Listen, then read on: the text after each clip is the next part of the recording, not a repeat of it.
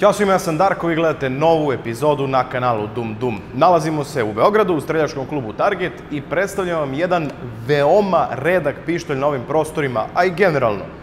Heckler Koch P7.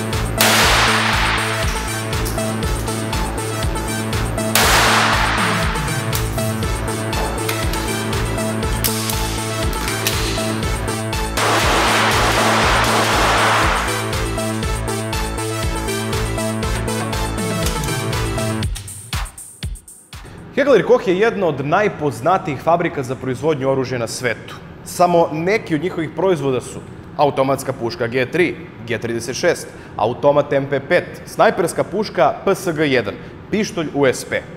Oružja koja predstavljaju jedne od najboljih u svojoj klasi. Ipak, mi vam danas predstavljamo pištolj za koji ko malo od vas zna, a veoma je zanimljiv zbog svojih tehničkih rešenja. P7 u kalibru 9 mm i to verziju M13. Pištolj je proizveden 1976. godine sa ciljem da postane službeni pištolj policije kako bi se zamenili pištolji u slabom kalibru 7,65 koji se loše pokazao prilikom Minhenskog masakra u Olimpijskom selu. Usvojila ga je federalna policija, protiteroristička jedinica GSG-9 i vojne specijalne jedinice. Specijalne karakteristike ovog pištolja su nekom dobre, a nekom loše, ali više o njima nešto kasnije. Da probamo preciznost ovog Hecklera Koch P7 M13, na 10 metara koristimo standardni PPU metak FMJ, pa da vidimo.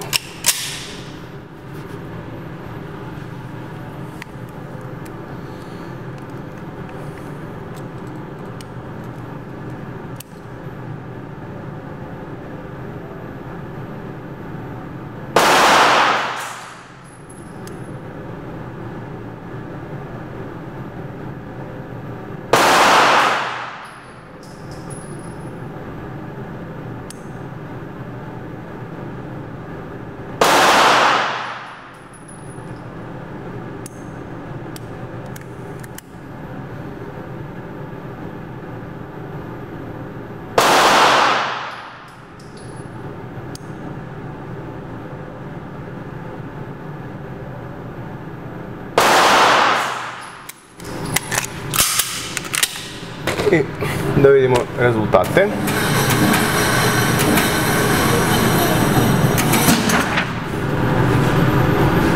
Ovo je moja greška koja je pobegla kada sam stisao, pa onda na dole, pa sam promenio hvat. Ali ova 4 su kako i treba da bude. Malo je odvuklo desno, dobro, to je zbog mog stila nišanja, ali 1, 2, 3, 4, negde oko 4 cm. Za ovako kratku cev, više nego dobra preciznost. To je bilo to, idemo dalje. Evo na početku mere ovog pištolja. Dužina pištolja Heckler Koch P7 M13 je 175 mm. Dužina cevi je 105 mm, a težina je 850 grama. Kapacitet modela M13 je 13 metaka. Na početku, prvo naravno da proverimo da li je oružje prazno. Prazno je i okinemo u bezbednom pravcu. Ovaj pištolj, to je razlika između modela M13 i originalne P7 je sledeća. Prvo, M13 oznaka za kapacitet okvira, 13 metaka u okviru. Okvir je, vidite, specifičan i prima 13 metaka u dvorednije, međutim hranjenje je jednoredno, što je dosta specifično za ovaj model. Takođe, u odnosu na originalni P7, njemu je utvrđivač okvira dole na samom rukohvatu, kao kod starih evropskih pištolja, a ovde je na ovim polugama, znači nije ni dugme utvrđivača okvira, nego polug utvrđivača okvira koju povlačite na dole i okvir ispada. Ono što je vrlo dobro, što je prijateljski ovaj pištolj nastrojen za levoruke strelce, tako što ima utvrđivač okvira i sa druge strane. Kao što možemo da vidimo, okviri slobodno ispadaju. Ovo je veoma unikatan pištolj zbog svog zapinjača mehanizma udarne igle, što ujedno služi i kao sigurnost, ali nije samo to njena funkcija. Da bi, kada ovako vidimo da je pištolj, sada ubacimo okvir, ubacimo repetiranjem metak u cev, bez momenat samo, ubacimo, znači, repetiranjem metak u cev, metak je u cevi. Međutim, do opaljenja ne može doći dok ne stisnemo ovu polugu zapinjača mehanizma udarne igle. I vidimo ovaj indikator ovde izađe i tek onda možda dođe do opaljenja. Naravno, ukoliko smo spremni da gađamo na nišanimo, povučemo, međutim ne želimo da gađamo, samo jednostavno pustimo ovu polugu, udarna igla se vrati nazad i ne dođe do opaljenja metka. Znači, ovaj pištolj je veoma bezbedan za nošenje sa metkom u cevi. Ono takođe što je vrlo bitno, kada gađate, na zadnjem metku, naravno, navlaka ostane u zadnjem položaju, vadite okvir, punite, stavljate novi okvir. Sledeće što morate uraditi, ne morate da povlačite navlaku nazad da je puste, već samo stisnete polugu zapinjača mehanizma udarne igle, navlaka ovde napred, ubaci metak u cevi, već je udarna igla zapeta. Što se tiče okidača, okidač je poprilično fin za jedan službeni pištolj s ovako unikatnim rešenjima. Imamo jedan hod otprilike dovde i vrlo odmah, brzo imamo okidanje. Reset okidača, samo moment, reset tog okidača je isto takođe veoma dobar za službeni pištolj. Evo ga već ovde i dolazi do opaljenja. Da probamo i kolika je silina okidanja kod ovog Hektora Koch P7 M13. Čoveče, ako je ovo ovako i na sledećem, moment samo.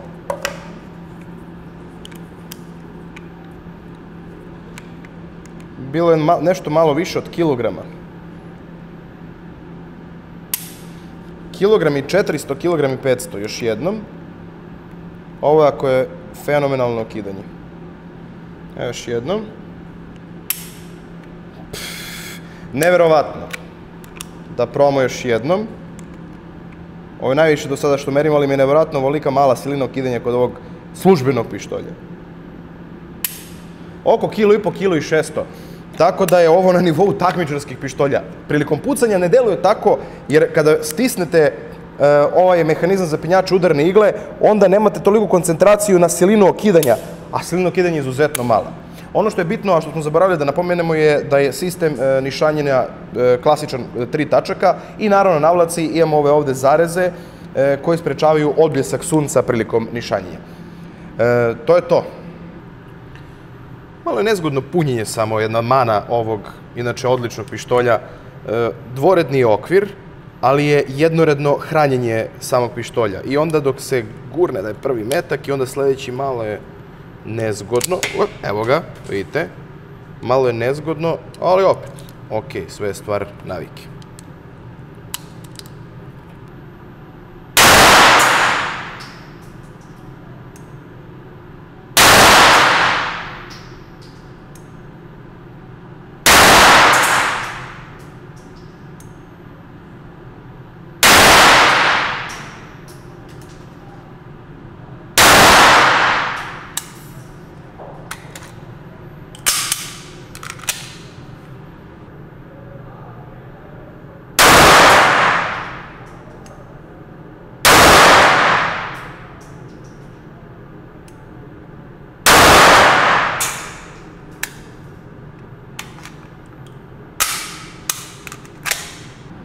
Rasklapanje ovog pištolja za čišćenje je dosta prosto. Prvo, naravno, izvadimo okvir i proverimo da li nemamo metak u cevi.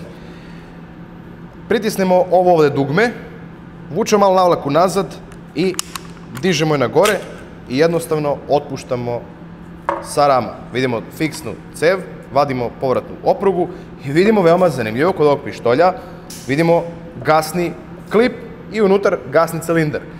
Ono što je dobro kod ovog pištolja sa sistemom pozajmice gasova je što navlaka prilikom opaljenja metka ne kreće da ide unazad dok celo zrno ne izleti iz cevi, pa tek onda sa zadržavanjem kreće navlaka nazad i ovaj pištolj je sposoban za veoma veliku preciznost, naravno ukoliko dovoljno vremena provedete sa njim u treningu.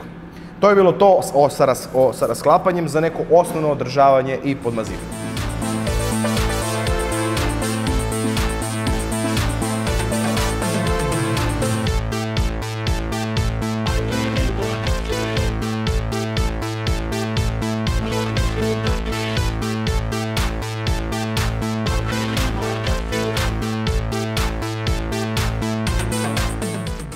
Ono što je bitna karakteristika kod ovog pištolja, što izvlakač, to je ovo ovde, može da bude polomljen i dalje će da izbacuje praznu čauru nakon pucanja iz cevi. Tako što, vidite kako je cev konstruisan unutra, gasovi sami izguraju čauru prilikom opaljenja i putovanja navlake nazad i izbacuje van pištolja. Evo ovako izgleda čaura iz nebitno bilo kog drugog pištolja, recimo i češke zbrojevke ispaljena, a ovako izgleda ispaljena čaura iz Hecklera P7. Vidite kako gasovi kroz ove male kanaliće koji se nalazi ovde unutar cevi deluju i bukvalno guraju čauru nazad. Tako da, kao što sam već napomenuo, izvlakač može da bude i polomljen, pištolj će funkcionisati bez problema. Sklapamo kada smo naravno očistili i podmazali sve, očistili cevi, gasni cilindar, klip. Vraćamo naravno prvo oprugu povratnog mehanizma. Vraćamo navlaku, malo spustimo ovu gasni klip, spustimo na dole da bi lakše ovde ušlo. I jednostavno vučemo nazad, dok sve ne legne na svoje mesto. I spustimo na sam ram, pustimo napred, probajmo da li sve funkcioniše.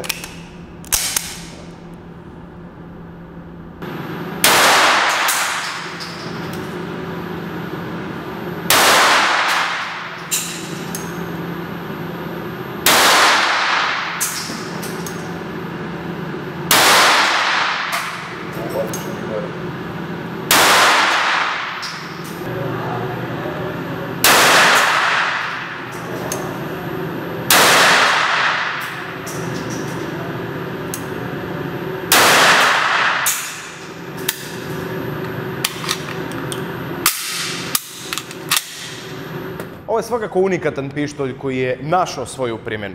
Moji utisci nakon današnjeg gađanja sa njim da poprilično je velik u šaci zbog ovog ovde dela koji morate da stisnete da bi mogli da pucate. Ta lično karakteristika ovog pištolja meni ne paše, jer prilikom gađanja morate da stisnete i onda menjate, vrlo malo menjate svoj hvat, ali ga promenite. Onda morate još malo da podesite hvat da bi došlo do opaljenja. Opet, ako imate ovakav pištolj i malo duže vremena provedete sa njim u streljani, naravno navići ćete se na to. Kada se na to naviknete, pištolj je odličan. Okidač je super, veoma lako ide, reset okidača je dobar za službeni pištolj, tako da poprilično kvalitetno oružje. Da li se vama sviđaju karakteristična rešenja tehnička ovog pištolja, ne znam. Može poslužiti kao dobar pištolj za skriveno nošenje, naravno gde je to liberalnije, nadamo se uskoro i u Srbiji, i veoma je bezbedno nositi ga sa metkom u cevi baš zbog ovog mehanizma koji mora da se stisne da biste napeli udarač. Kada pustite ovaj mehanizam, udarač slobodno pada, ne udara u inicijalnu kapesu, tako da ne može doći do paljenja i slobodno možete nositi ovaj pištolj, jer dok ne stisnete, ništa se ne dešava. Mana ovog pištolja je što ga kod nas nema na oglasima. Nigde nisam uspio da ga pronađem, a u inostranstvu se žale da je skup polovan, ako se nađe. U svakom slučaju, ako ste kolekcionar oružja, ovako poseban pištolj jednostavno morate imati.